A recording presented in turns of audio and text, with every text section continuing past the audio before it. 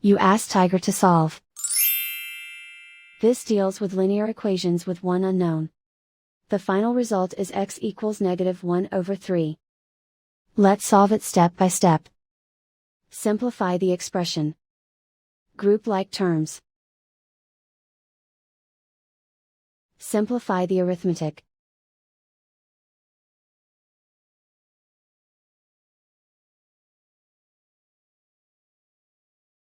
Group all x terms on the left side of the equation. Subtract x from both sides. Group like terms. Simplify the arithmetic.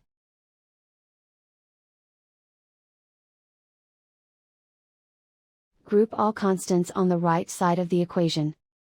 Subtract 2 from both sides. Simplify the arithmetic.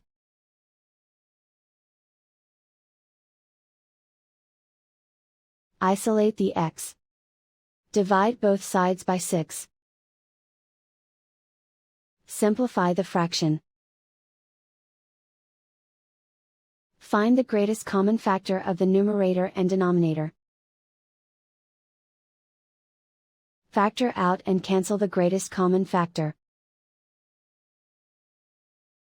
And so the final result is x equals -1/3.